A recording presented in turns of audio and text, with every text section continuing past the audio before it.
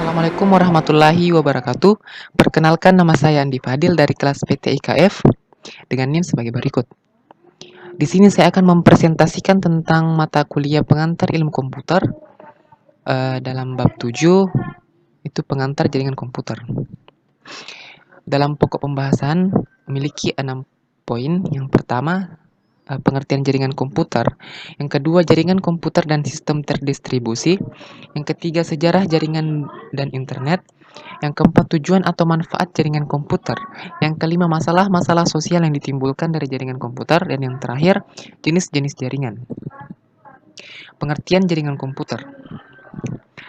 Sejak memasyarakatnya internet dan dipasangkannya sistem operasi Windows 95 oleh Microsoft Inc. menghubungkan beberapa komputer, baik komputer pribadi atau PC maupun server dengan sebuah jaringan dari jenis LAN atau Local Area Network sampai WAN atau Wide Area Network menjadi sebuah hal yang mudah dan biasa. Demikian pula dengan konsep downsizing maupun like sizing yang bertujuan menekan anggaran belanja atau efisiensi anggaran, khususnya peralatan komputer.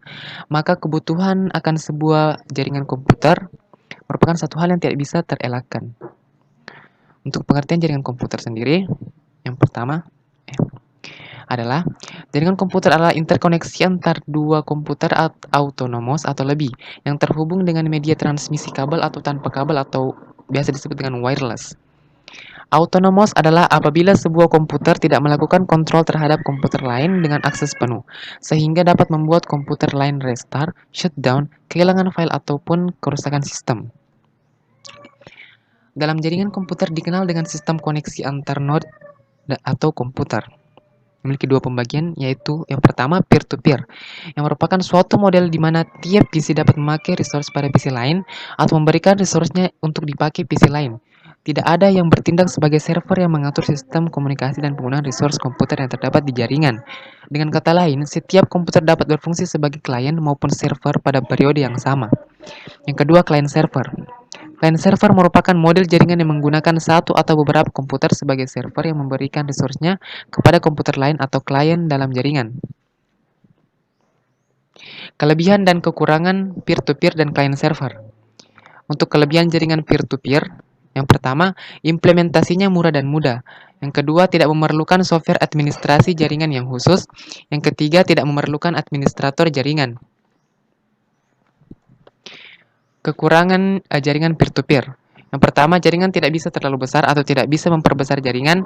Yang kedua, tingkat keamanan rendah. Yang ketiga, tidak ada yang memanajemen jaringan. Yang keempat, penggunaan komputer jaringan harus terlatih mengamankan komputer masing-masing. Kelima, semakin banyak mesin yang di-sharing akan mempengaruhi kinerja komputer. Untuk kelebihan client server, yang pertama, mendukung keamanan jaringan yang lebih baik. Yang kedua, kemudahan administrasi ketika jaringan bertambah besar. Yang ketiga, manajemen jaringan terpusat. Yang keempat, semua data bisa disimpan dan di-backup terpusat dari satu lokasi. Kekurangan client server. Yang pertama, butuh administrator jaringan yang profesional. Yang kedua, butuh perangkat bagus untuk digunakan sebagai komputer server. Yang ketiga, butuh software tool operasional untuk mempermudah manajemen jaringan. Yang keempat, anggaran untuk manajemen jaringan menjadi besar. Yang kelima, bila server down, semua data dan resource-nya di server tidak bisa diakses. Jaringan komputer dan sistem terdistribusi.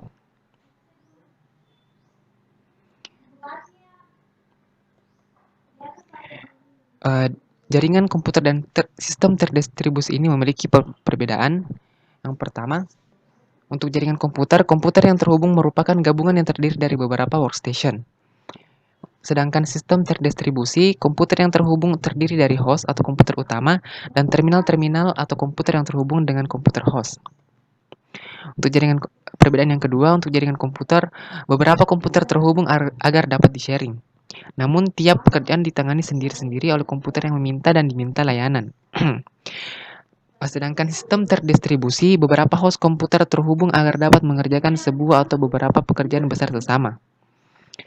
Perbedaan yang ketiga, jaringan komputer, kualitas komunikasi data dipengaruhi oleh media transmisi yang digunakan. Sedangkan sistem terdistribusi, kualitas komunikasi data dipengaruhi oleh sistem. Perbedaan selanjutnya, untuk jaringan komputer, metode komunikasi antar komputer dengan model peer-to-peer atau client-server. Sedangkan sistem terdistribusi, metode komunikasi antar komputer tersentralisasi atau terpusat pada komputer utama atau host. Sedang perbedaan selanjutnya untuk jaringan komputer, masing-masing noda atau workstation pada metode peer-to-peer tidak membutuhkan komputer server khusus untuk menangani seluruh pekerjaan. Sedangkan sistem terdistribusi, masing-masing terminal membutuhkan host atau komputer utama untuk dapat aktif melakukan pekerjaan dan berkomunikasi dengan terminal lain. Perbedaan selanjutnya, jaringan komputer, keinginan permission yang diatur pemilik komputer.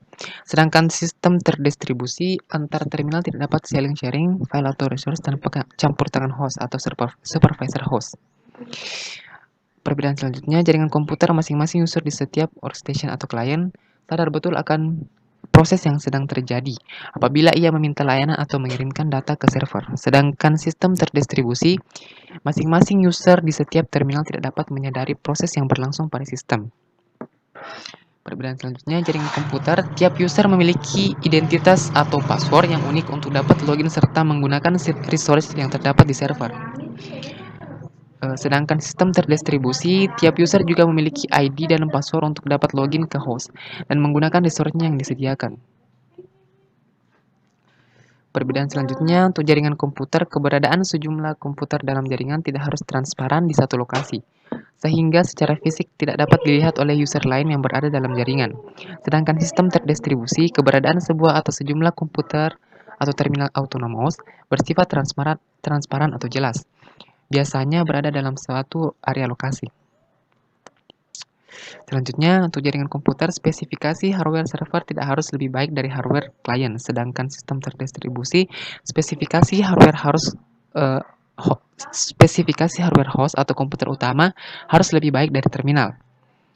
Yang terakhir, untuk jaringan komputer merupakan suatu sistem yang menggabungkan kinerja perangkat dan aplikasi dari physical layer sampai dengan application layer. Sedangkan sistem terdistribusi merupakan suatu sistem perangkat lunak yang dibuat dan bekerja pada lapisan atas sebuah sistem jaringan.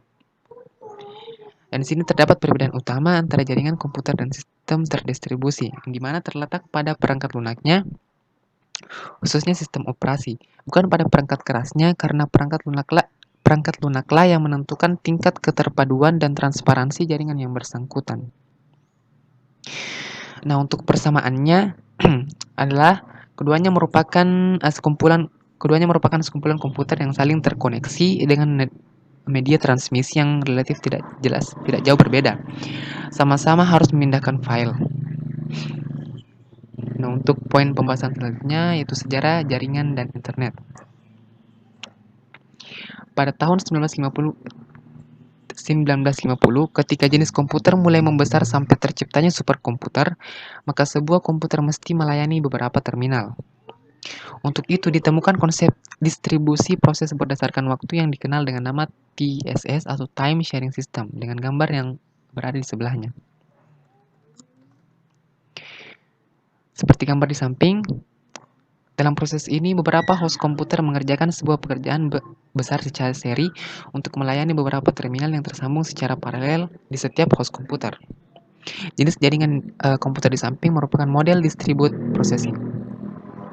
Saat harga komputer menurun, maka penggunaan komputer dan jaringannya sudah mulai beragam, dari mulai menangani proses bersama-sama maupun komunikasi antar komputer tanpa melalui kendali komputer pusat. Nah, di sini terdapat sejarah singkat mengenai internet dan web. Pada tahun 1957, Advanced Research Project Agency atau ARPA dibentuk. Pada tahun 1959, Len Kleiner menulis paper tentang packet switching. Pada 1967, desain awal ARPANET diterbitkan. Pada tahun 1969, DoD menggelar pengembangan ARPANET. Pada tahun 1970, ARPANET mulai menggunakan Network Control Protocol atau NCP. Pada tahun 1972, Inter-Networking Working Group atau INWG dibentuk untuk mempromosikan standar yang sudah disepakati bersama. Selanjutnya, pada tahun 1973, ide internet dijabarkan dalam tesis PhD dari Bob Metcalfe. Pada tahun 1974, Desain dari TCP atau IP dijabarkan secara rinci oleh Finn Carve dan Bob Kahn. Pada tahun 82, TCP atau IP menjadi protokol untuk ARPANET dan ini dispesifikasikan oleh DoD. Pada tahun 92, jumlah internet host melampaui 1 juta. Pada tahun 93, NSF membuat NIC untuk menjalankan internet service seperti pendaftaran domain. Pada tahun 94, Pizza Hut Online merupakan contoh pertama dari aplikasi komersial internet. Pada tahun 95, CompuServe America Online dan Prodi mulai memberikan service akses ke internet. Selanjutnya, tujuan dan manfaat jaringan komputer. Manfaat jaringan komputer bagi user dapat dikelompokkan menjadi dua, yaitu untuk kebutuhan perusahaan dan untuk jaringan untuk umum. Tujuan utama dari terbangunnya sebuah jaringan pada suatu perusahaan adalah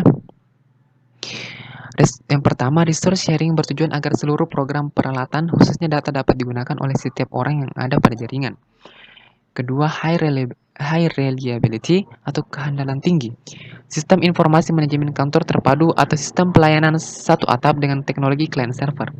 Internet maupun intranet dapat diterapkan pada jaringan komputer, dapat memberikan pelayanan yang handal, cepat dan akurat sesuai kebutuhan dan harapan.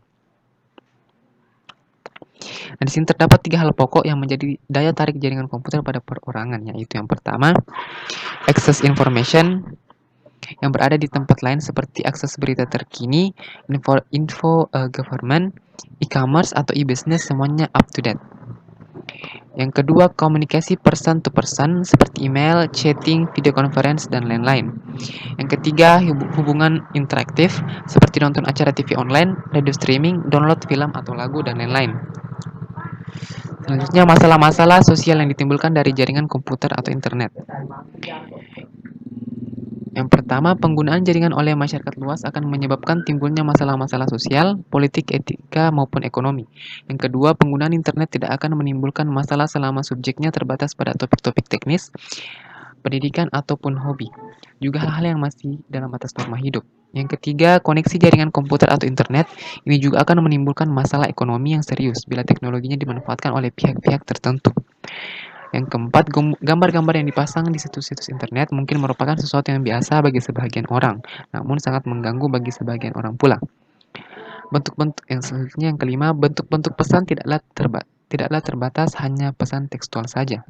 Yang keenam, sebagian orang dapat bersikap acuh tak acuh, tapi bagi sebagian lainnya pemasangan materi tertentu. Untuk pokok pembahasan yang terakhir menjelaskan tentang jenis-jenis jaringan. Terdapat 3 jenis jaringan komputer. Yang pertama LAN, yang kedua MAN, dan yang ketiga WAN. Untuk jenis jaringan yang pertama yaitu LAN merupakan kepanjangan dari Local Area Network, singkatan dari Local Area Network. Merupakan jaringan yang dibatasi oleh area yang relatif kecil. Umumnya dibatasi oleh area lingkungan seperti sebuah kantor pada sebuah gedung ataupun tiap-tiap ruangan pada sebuah sekolah. Jenis jaringan yang kedua yaitu MAN atau Metropolitan Area Network yang biasanya meliputi area yang lebih besar dari LAN, misalnya antar gedung dalam suatu daerah atau wilayah seperti provinsi atau negara bagian. Terakhir yaitu Wide Area Network yang disingkat WAN yang merupakan jaringan yang biasanya sudah menggunakan media wireless, sarana satelit ataupun kabel serat optik karena jangkauannya yang lebih luas. Ya, itulah tadi presentasi tentang jaringan komputer yang sempat saya sampaikan. Kurang lebihnya mohon dimaafkan. Terima kasih atas perhatiannya. Wassalamualaikum warahmatullahi wabarakatuh.